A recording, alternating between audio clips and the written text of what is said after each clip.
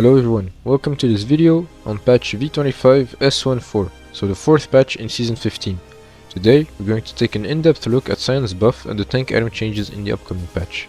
This video is a follow-up to my previous video in which I already talked about the tank item changes using the numbers from the PBE. I did some calculations in my previous video, so I'm not going to repeat them here, but I'm going to put the most important numbers that I've computed to see how all the items are going to be in the next patch. If you want to take a look into how this was done, you can just take a look at my previous video, which will pop up at the top of your screen. So let's first take a look at Sion's buff. These are the two changes that he's going to receive. So his base armor is going from 32 to 36, and his base health regen is going from 7.5 to 9. This buff is deserved if you take a look at Sion's win rates across the ranks. So these are the stats for patch 25.S1.4, so that's last patch. So at all ranks, which basically means low elo, since low elo games take up most of the games that are considered in all ranks, Sion has a 49.46 win rate. In Emerald Plus he has a 47.61% win rate, and in Master Plus he has a 48.06%. So he's consistently one of the lowest win rate top laners in mid to high elo.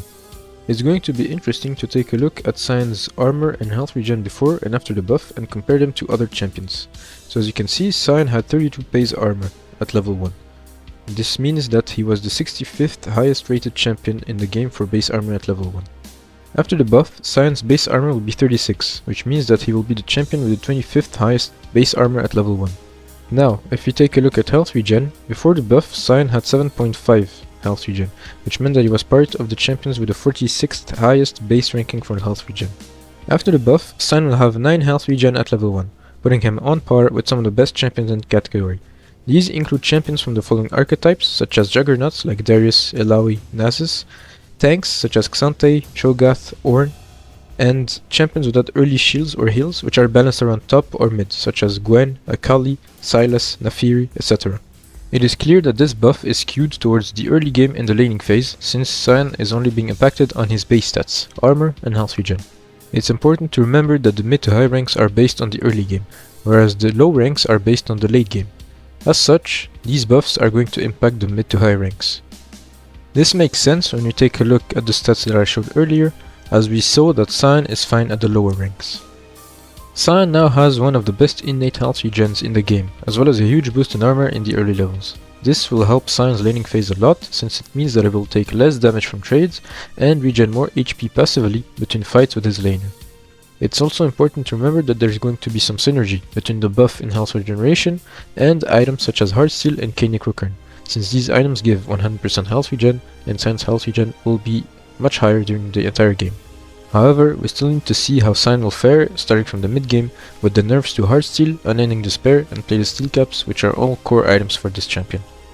So the first item which is going to be nerfed is Plated Steelcaps. So you can remember that Plated Steelcaps gives 25 armor, 45 movement speed, and 12% damage reduction from auto attacks. This last part is going to be nerfed, since the damage reduction is going from 12% to 10%. It's very well known that Riot balances Plated Steelcaps by either adjusting its stats or its passive, and rarely both at once, so this keeps the item viable without making it too strong. In this season, Plated Steelcaps is a bit too strong, so they're nerfing the damage reduction in this case. Riot is also probably looking at the triumphant version of Plated Steelcaps, which adds 5 armor whenever your team gets the feats of strength. The resulting item therefore plays on both parts of the balancing lever mentioned before, getting both high stats and a strong passive, warranting the nerf. Next up is Mercury's Treads, which is actually getting buffed, by becoming 50 gold cheaper. This is a straight buff, there's nothing much to say, except that this points out that the 1300 gold cost Riot gave this item a while back was quite overshot. For the next tank item nerfs, these were covered in greater detail in the PBE patch notes video, but you can take a look at that video if you want to see, for example, how the calculations were done in order to compute the nerf ratios of every item. So first is Abyssal Mask, which is going to lose 5 magic resist, and his gold efficiency is going to drop down from 101% to 97%. This means that Riot is aiming for champions to build this item for its passive rather than just for its stats. Next is Fimbulwinter, which is going to be nerfed through its base shield. The value used to scale linearly based on level and is going to get reduced to a flat value at all levels. This value is 100 or 180 depending on the number of enemies around the champion. I've computed that this should amount to a nerf of the total shield from 20 to 30% for its maximum value and 35 to 45% for its minimum value.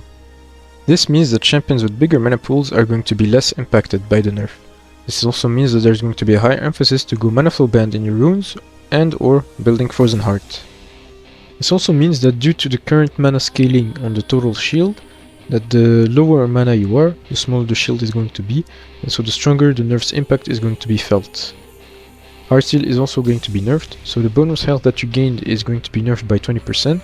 It used to be that you gained 10% of the damage dealt from Heartsteel as bonus health, as this is going to be reduced to 8%. This is an exponential nerf, since because you are going to gain less health, this means that your next proc will be doing less damage, and so you're also going to be gaining less health due to the nerf in the first place. And so the next proc will be dealing even less damage, gaining you even less health, and this means that the nerf is going to be felt throughout the game. Finally, Unending Despair is going to be losing its base damage, so this means that the Anguish ratio is no longer going to be 8 to 15 based on level plus 3% bonus health, it's just going to be 3% bonus health. I've calculated that due to the nerf, the Anguish damage and heal is going to be reduced by 30 to 10%, depending on your champion's level and your champion's bonus health.